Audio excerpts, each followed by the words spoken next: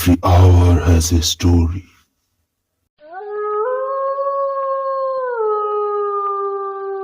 আসসালামু আলাইকুম, welcome back. কেমন আছেন আপনারা? শুনছেন দ্য হন্টেড আওয়ার, সাথে আছি আমি রিজন আহমেদ। সবাইকে রমজান মুবারক।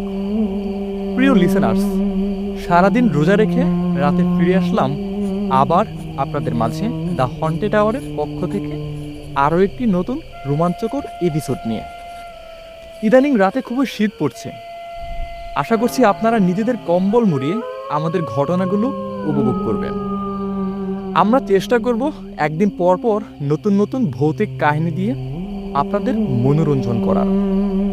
আশা করছি আপনারা আমাদের সাথে থাকবেন। আজকের ঘটনাটি পাঠিয়েছেন গাজীপুর থেকে আমাদের এক বড় ভাই জিসান সরকার। আপনাকে অনেক অনেক ধন্যবাদ ভাই।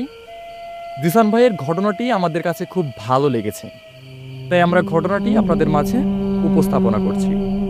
আশা করছি আপনারা শেষ পর্যন্ত আমাদের সাথে থাকবেন। তো আর বেশি কথা না বাড়িয়ে চলে যাচ্ছি আমাদের আজকের প্রথম ঘটনায়।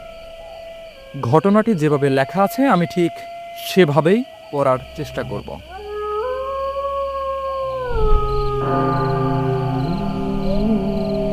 আসসালামু আলাইকুম, আমার নাম জিসান সরকার। আমি আছি আপনাদের সাথে গাজীপুর থেকে। আমার বাসা গাজীপুরেই। আজ আমি আপনাদের যে ঘটনাটি বলবো সেটি আমি ছোটবেলায় আমার দাদির মুখ থেকে শুনেছি। শুধু যে দাদির কাছ থেকে শুনেছি এমনটা নয়, একসময় আমাদের এলাকার প্রায় সবার মুখেই এই কাহিনীটা শোনা যেত। তো আমি আর কথা না বাড়িয়ে মূল ঘটনায় চলে যাই। আজ থেকে বহু বছর আগের কাহিনী।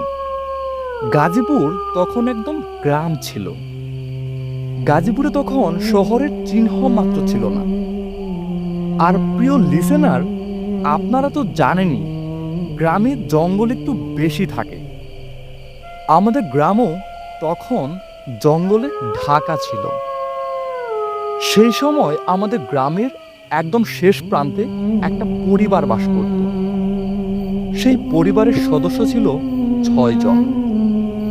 একজন বৃদ্ধ লোক ও তার স্ত্রী, তার এক ছেলে, ছেলের বউ এবং 2 নাতি।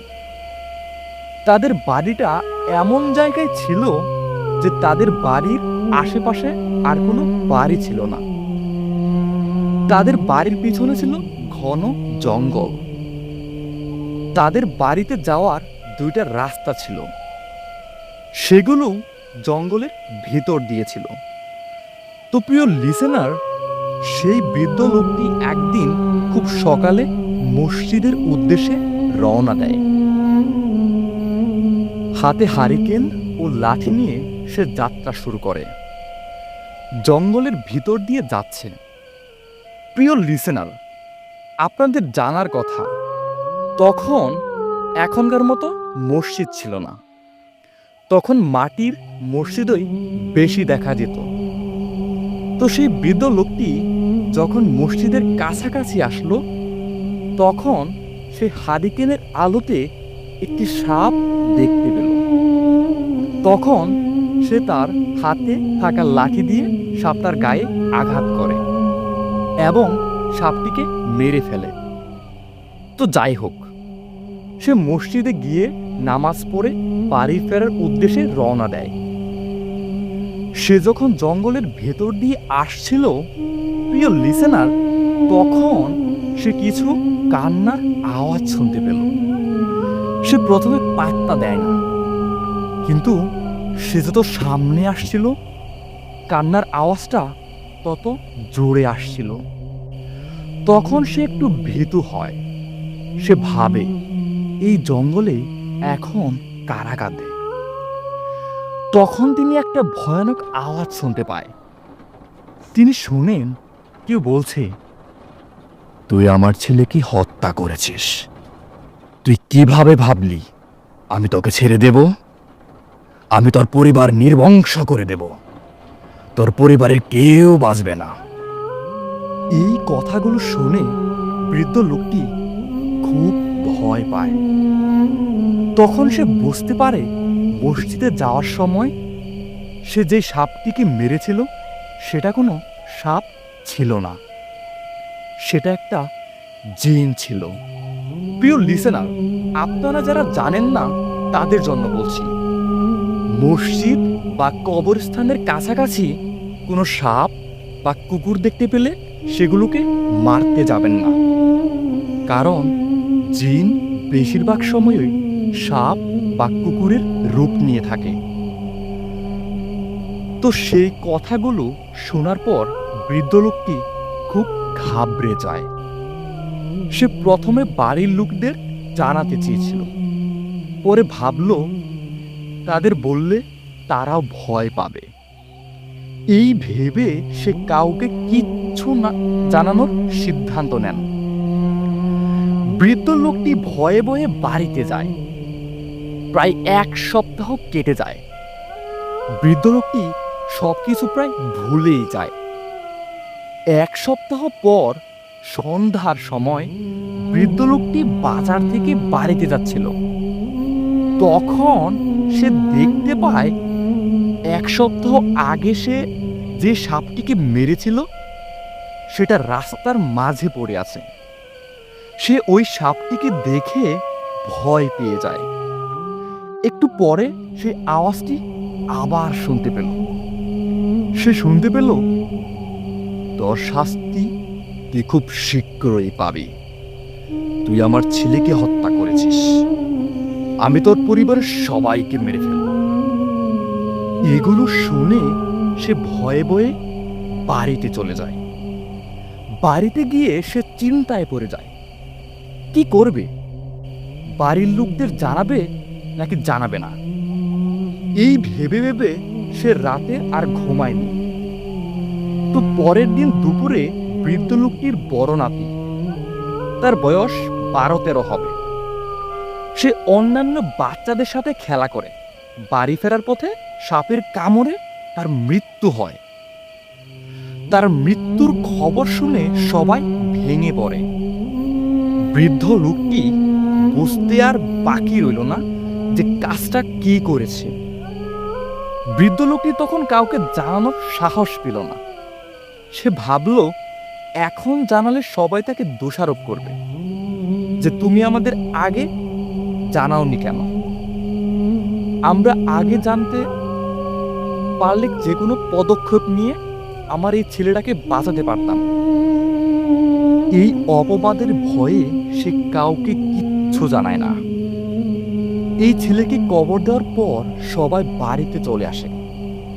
বৃদ্ধ লোকটিকে ছাড়া কেউ তো আর জানতো না যে সেই ছেলেটি কিভাবে মারা গেল।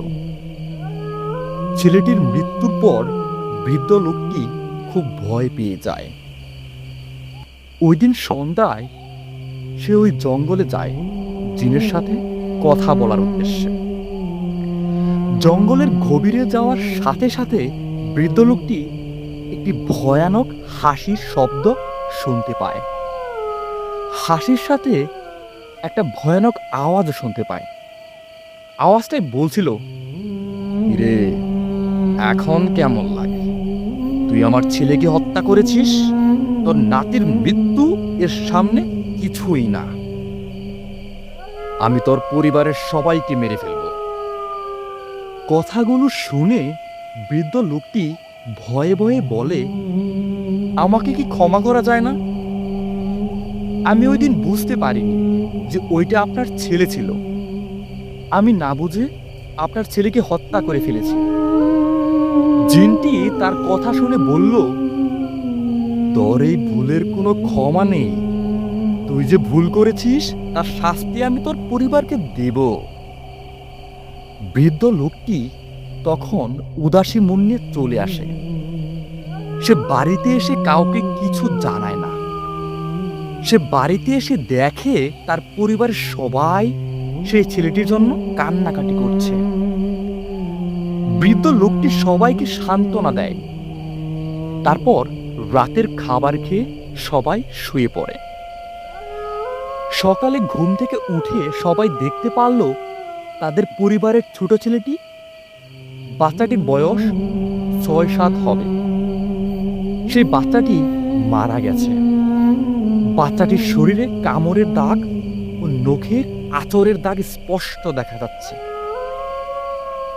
এগুলো দেখে সবাই চিন্তায় পড়ে গেল। সবাই ভাবছে আমাদের পরিবারের সাথে কি হচ্ছে। বৃদ্ধ লোকটির স্ত্রী বললেন, আমাদের পরিবারে খারাপ জিনের নজর পড়েছে। বৃদ্ধ লোকটি তখন তাদের আর না বলে থাকতে পারল না। সে সবাইকে ডেকে সব কাহিনী খুলে বলেন। সব কথা শুনে বৃদ্ধ লোকটির ছেলে বলে, তাহলে আপনি আমাদের প্রথমে বলেননি কেন? বৃদ্ধ লোকটি বলে, আমি ভয় পেয়ে গিয়েছিলাম, তাই কিছু বলার সাহস পাইনি। কথাগুলো শুনে তারা একটা হুজুরকে খবর দেওয়ার সিদ্ধান্ত নেয়। তো প্রিয় লিসেনার, বৃদ্ধ লোকটির ছেলে ওই দিন একটা হুজুরকে খবর দিয়ে নিয়ে আসে। হুজুর সব ঘটনা শুনে বৃদ্ধ লোকটিকে বলেন, আপনি আগে জানাননি কেন? হুজুর আরো অনেক কথা বলে। তারপর হুজুর তাদের বাড়ির চারকানিতে 4টি লোহা গেড়ে কিছু সূরা পড়ে ফু দিয়ে বলেন, আমি আপনাদের বাড়ি বেঁধে দিয়েছি। এখন এই বাড়িতে কোনো খারাপ জিন বা পরী আসতে পারবে না। তবে রাতে আপনারা অনেক আওয়াজ শুনতে পারেন। যদি রাতে কোনো অদ্ভুত আওয়াজ বা কান্নার আওয়াজ শুনতে পান, তাহলে যাই হয়ে যাক, কেউ বাড়ির বাইরে যাবেন না। এই বলে হুজুর চলে যায়। ওই দিন সন্ধ্যার দিকে বৃদ্ধ লোকটির ছেলের বউ কুয়া থেকে পানি আনার জন্য কলস নিয়ে কুয়ার কাছে যায়। কুয়াটা যে জায়গায় ছিল তার পেছনে বড় একটা বট গাছ ছিল। তখন সেই মহিলাটি কুয়া থেকে পানি তোলার জন্য কলস কুয়ার ভেতরে ফেলে। তারপর যখন কলস উপরে ওঠার জন্য রশি ধরে টান দেয়, তখন সে অনুভব করে কেউ যেন কলসটি টান দিয়ে ধরে আছে। সে অনেকক্ষণ চেষ্টা করার পরও কলসটি উপরে তুলতে পারে না। হঠাৎ কুয়ার ভেতর থেকে সে একটা হাসির শব্দ শুনতে পায়। সে তখন ভয় পেয়ে তার হাতে থাকা রশিটি ছেড়ে দেয়। তারপর তার চোখ যায় সেই বট গাছের দিকে। সে দেখতে পায় বট গাছের নিচে সাদা কাপড় পরে কে যেন দাঁড়িয়ে আছে। এই দৃশ্য দেখার পর সে আর সময় নষ্ট না করে বাড়িতে চলে আসে। তারপর সবাইকে সব কিছু খুলে বলে। তখন তারা সবাই অনেক ভয় পায়। তারা বলে, এখন তো রাত হয়ে গেছে, কাল সকালে গিয়ে হুজুরকে আবার খবর দিয়ে নিয়ে আসতে হবে। তো সবাই রাতে খাওয়া দাওয়া করে শুয়ে পড়ে। রাত 12টার দিকে তারা অদ্ভুত অদ্ভুত আওয়াজ শুনতে পায়। তারা অনেক ভয় পায়, কিন্তু তারা কেউ বাড়ি থেকে বের হয় না। কিছুক্ষণ পর তারা বুঝতে পারল কেউ যেন তাদের ঘরে ঢিল দিচ্ছে। তখন সেই বৃদ্ধ লোকটির ছেলে ঘরের বাইরে এসে কাউকে দেখতে পায় না, তাই সে বাড়ির বাইরে আসে দেখার জন্য। তখন সে হুজুরের বলা কথা ভুলে গিয়েছিল। সে যখনই বাড়ির বাইরে আসে, সে তার শরীরে অদ্ভুত একটা বাতাস অনুভব করে। তারপর সে একটা আওয়াজ শুনতে পায়, তোর বাবা আমার ছেলেকে হত্যা করেছে, আমি তোর পরিবারের সবাইকে মেরে ফেলব, এখন তোর বউয়ের পালা। এই কথাগুলো শোনার পর সেই লোকটি তাড়াতাড়ি ঘরে চলে যায়। সে ঘরে গিয়ে দেখে তার স্ত্রী কেমন যেন করছে, কি যেন বলছে গুনগুনিয়ে, মাঝে মাঝে আবার অদ্ভুত একটা হাসি দেয়। তারপর হঠাৎ সে চুপচাপ হয়ে যায়, কিছুই বলে না। যে যাই বলুক সে চুপ করে থাকে, মাঝে মাঝে বিকট শব্দে হাসি দেয়। এগুলো দেখে তার স্বামী অনেকটা ভয় পায়। কিছুদিনের ভিতরে পুরো গ্রামে ছড়িয়ে গেল ওই মহিলাটিকে জিনে ধরেছে। মহিলাটি পাগল হয়ে গেছে। তাই মহিলাটিকে দেখার জন্য অনেকেই যেত তাদের বাড়িতে। যারা যারা মহিলাটিকে দেখতে যেত, মহিলাটি তাদের ভয় দেখাতো, বকাবকি করত, মাঝে মাঝে আবার চড় থাপ্পড়ও দিত। তাই মানুষ ওইদিকে যাওয়া বন্ধ করে দেয়। কিছুদিন পর গ্রামের মানুষেরা শুনতে পেল মহিলাটি বিষ খেয়ে মারা গেছে। ওই মহিলাটির মৃত্যুর পর ওই পরিবারের বাকি সদস্যরা খুব ভয় পায়। তখন বৃদ্ধ লোকটির ছেলে তার বাবাকে বাড়ি ছেড়ে দেওয়ার সিদ্ধান্ত দেয়। বাড়ি ছেড়ে যাওয়ার কথা বৃদ্ধ লোকটি শুনে বলে, না, এটা আমার বাবার বাড়ি। আমি ছোট থেকে এখানে বড় হয়েছি। আমার যদি মরতে হয় আমি এখানেই মরব, আমি কোথাও যাব না। তোরা চাইলে চলে যেতে পারিস। তখন তার ছেলে আর কিছু বলে না। পরপর ওই পরিবারের 3 জন সদস্যর মৃত্যু হলো। তার মধ্যে প্রতি রাতেই তাদের সাথে ভয়ানক ভয়ানক কাহিনী ঘটে যাচ্ছে। তারা খুব ভয় পেয়ে থাকার কারণে সেই হুজুরকে তাদের বাড়িতে থাকতে বলে। হুজুর আর মানা করতে পারে না। তাই ওই রাতে হুজুর ও তাদের সাথে ছিল। ওই রাতে বৃদ্ধ লোকটির বউ রাতে ওয়াশরুমে যাওয়ার জন্য বের হয়, কিন্তু সে আর ফিরে আসে না। সকালবেলা তার মৃতদেহ পাওয়া যায় বাড়ির পেছনে। তার সাথে কি হয়েছিল কেউ জানে না। মায়ের মৃত্যুর পর ছেলে তার বাবাকে বলে, আমি আগেই বলেছিলাম, চলো আমরা বাড়ি ছেড়ে দেই। শুনলে না তো আমার কথা? তুমি মরো এখানে, আমি চলে যাচ্ছি গ্রাম ছেড়ে। এই বলে সে বাড়ি থেকে বেরিয়ে যায়।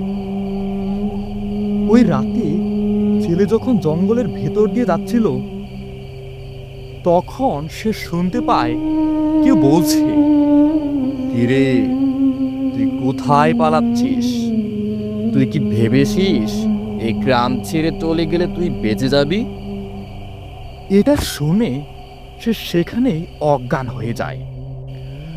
সকালে তখন তার জ্ঞান ফিরে, তখন সে দ্রুত বাড়িতে আসে।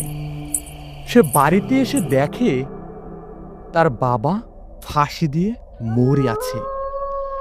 এই দৃশ্য দেখে সে একদম হতভম্ব হয়ে যায়। তখন সে কান্না ভরা মন নিয়ে সে তার বাবাকে নিচে নামায়। এলাকার লোকদের খবর দিয়ে তার জানাজা পড়ানোর ব্যবস্থা করল। ছেলে বাবাকে কবর দিয়ে আসার পর একা একা বাড়িতে বসে আছে। তার মনে এখন আর কোনো ভয়ভীতি নেই। সে তার মতো বসে আছে। হঠাৎ একটা আওয়াজ সে শুনতে পেল, আমার প্রতিশোধ প্রায় শেষ। এখন তোকে হত্যা করলেই আমার ছেলের মৃত্যুর বদলা সম্পূর্ণ হবে। তার কিছুদিন পর ছেলেটা একদম শুকিয়ে কাঠ হয়ে যায়। তার কিছুদিন পর তারও মৃত্যু হয়ে কোনো এক অজানা কারণে। তারপর থেকে গ্রামের মানুষেরা ওই পরিবারকে অভিশপ্ত পরিবার বলে ডাকত। প্রিয় লিসেনার, এই বৃদ্ধ লোকটির ছোট্ট একটি ভুলের কারণে তার পরিবারের সবাইকে শাস্তি ভোগ করতে হয়। এই ঘটনার বেশ কিছু বছর পর ওই গ্রামের মানুষেরা ওই বাড়িতে মাঝে মাঝে কান্নার আওয়াজ শুনতে পেত। গ্রামের মানুষেরা বলা বলি করত, ওই বাড়িতে নাকি তাদের আত্মা ঘোরাঘুরি করে। এই কথাটা কতটা সত্য সেটা জানি না। আমার দাদির মুখেও কিছু কিছু গ্রামবাসীর মুখেও শুনেছি এই কথা, বা এই বাড়িটা নাকি অভিশপ্ত বাড়ি। তো রিজন ভাই, এই ছিল আমার এই ঘটনাটি। এই বাড়ি নিয়ে আরও একটি ঘটনা আমার কাছে আছে, আপনারা চাইলে আমি সেটিও আপনাদের পাঠাবো। ধন্যবাদ জিসান ভাইকে এত সুন্দর একটি ঘটনা আমাদের মাঝে দেওয়ার জন্য। আশা করব আমাদের লিসেনারদের এই ঘটনাটি অনেক ভালো লেগেছে, এবং লিসেনার আপনাদের যদি ঘটনাটি ভালো লেগে থাকে তাহলে অবশ্যই আমাদেরকে কমেন্ট করে জানাবেন। তো প্রিয় লিসেনার, এটাই ছিল আমাদের প্রথম ঘটনা। এবার চলে যাচ্ছি পরবর্তী আরও একটি নতুন ঘটনায়। ঘটনাটি যেভাবে লেখা আছে আমি ঠিক সেভাবেই পড়ার চেষ্টা করব। রাত তখন প্রায় 2টো। তুষারাবা চাঁদের আলোয় ঘন কুয়াশায় মুড়ানো বিশাল রাজবাড়িটা দাঁড়িয়ে আছে নিস্তব্ধ, অথচ রহস্যময় ভঙ্গিতে। এ বাড়ি নিয়ে অনেক কাহিনী আছে। কেউ বলে এখানে রাজপরিবারের আত্মারা এখনো ঘোরাফেরা করে। কেউ বলে মধ্যরাতে করিডোর দিয়ে শোনা যায় অদ্ভুত ফিসফিসানি। কিন্তু এসব কথায় বিশ্বাস করে না অর্ণব, প্রত্নতাত্ত্বিক গবেষক। একদিন সে এই রহস্য ভেদ করতে এসে হাজির হয় রাজবাড়িতে, সাথে তার সহকারী মেহের। বাড়িটা এতটাই পুরনো যে কাঠের দরজা, জানালা থেকে মাঝে মাঝে খটখট শব্দ শোনা যাচ্ছে। বাতাসে ভেসে আসছে একটা পুরনো আতরের গন্ধ, যেন কেউ সবে একটু আগে এখানে ছিল। মেহের এ বাড়ির সবচেয়ে অদ্ভুত জায়গাটা কোথায়? অর্ণব ফিসফিস করে জিজ্ঞেস করল। মেহের ভয় গলায় শুকিয়ে বলল, দাদা, দোতলার হলঘরটাই সবচেয়ে ভয়ঙ্কর। শোনা যায় ওইখানে এখনো কেউ রাতের বেলা কাঁদে।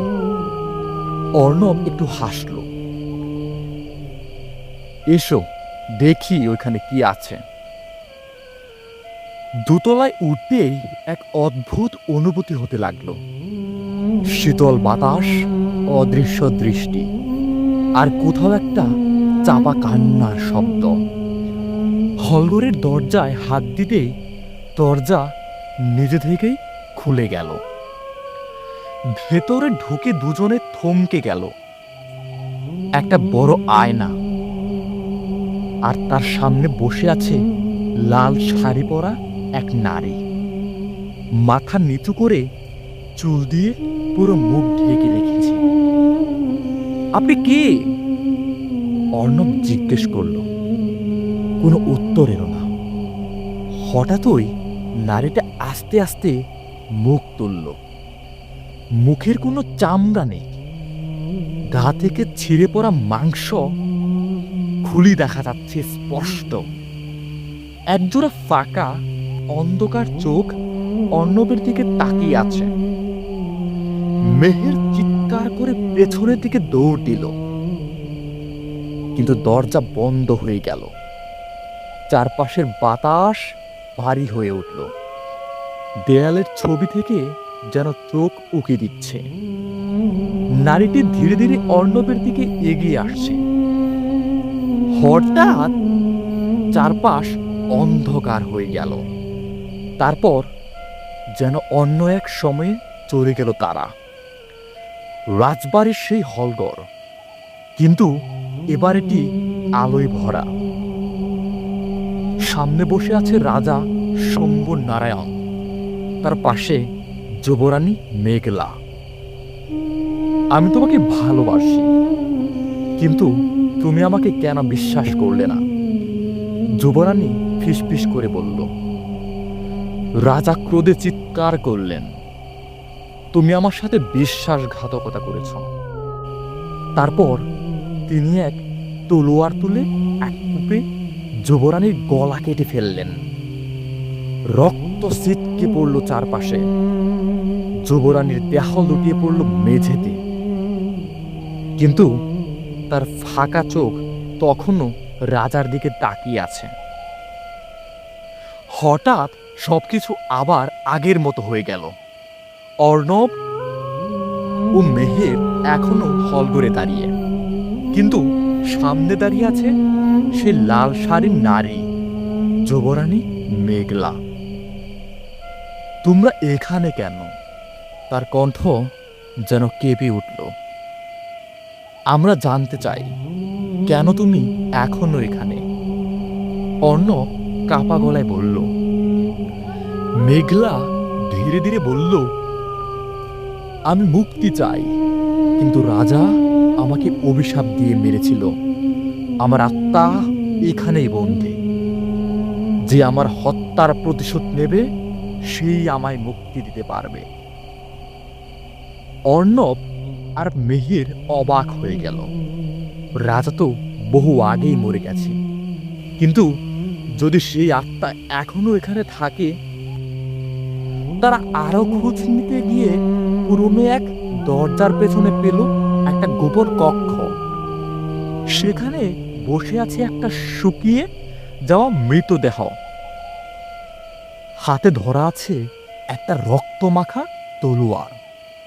এটাই রাজা শম্ভু নারায়ণের কঙ্কাল। অর্ণব চিৎকার করে উঠল।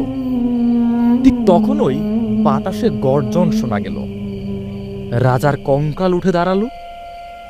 তার ফাঁকা চোখ দুটো লাল হয়ে জ্বলে উঠল। কে আমার শান্তি নষ্ট করতে এসেছে? তার বিকট কণ্ঠ কেঁপে উঠল পুরো রাজবাড়িতে। মেহের দৌড়ে আয়নার দিকে তাকালো। মেঘলার প্রতিচ্ছবি হাসছে, কিন্তু রাজার দিকে চোখ রাঙাচ্ছে। অর্ণব কোনোভাবে তলোয়ারটা তুলে নিল। তারপর রাজার কঙ্কালে একটা আঘাত করল। সাথে সাথে এক বিকট চিৎকার করে রাজা ধুলোর মতো মাটিতে মিশে গেল। হলঘরের আয়না ঝনঝন করে কেঁপে উঠল। তারপর হঠাৎ করে ভেঙে গেল। সাথে সাথে লাল শাড়ির নারী হাওয়ার মতো মিলিয়ে গেল, যেন কখনো ছিলই না। অর্ণব আর মেহের দৌড়ে রাজবাড়ি থেকে বেরিয়ে এলো। দূরে তাকিয়ে তারা দেখল রাজবাড়ির জানালায় এক ছায়ামূর্তি দাঁড়িয়ে আছে, কিন্তু এবার তার চোখে শান্তি।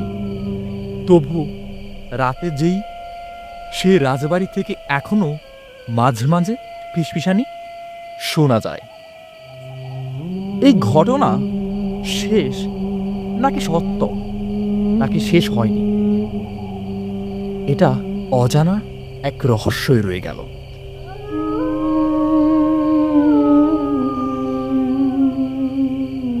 তো প্রিয় লিসেনার্স, এই ছিল আমাদের আজকের ঘটনা। ঘটনাটি কেমন লাগলো তা অবশ্যই কমেন্ট করে জানাবেন, এবং নিত্য নতুন ঘটনা পেতে অবশ্যই আমাদের চ্যানেলটি সাবস্ক্রাইব করে রাখবেন। আর সাথে সাথে আমাদের ঘটনাগুলো পেতে পাশে থাকা বেল আইকনে ক্লিক করে রাখবেন। প্রিয় লিসেনার্স, আপনাদের জীবনের সাথে ঘটে যাওয়া কোনো অস্বাভাবিক ঘটনা আমাদের সাথে শেয়ার করতে আমাদের ইমেল করতে পারেন। আমাদের ইমেল অ্যাড্রেসটি হচ্ছে hauntedhour07@gmail.com। তো প্রিয় লিসেনার্স, আজকের জন্য এখানেই বিদায়। দেখা হচ্ছে নতুন কোনো এক ঘটনায়। এতক্ষণ পাশে থাকার জন্য সবাইকে ধন্যবাদ। আসসালামু আলাইকুম।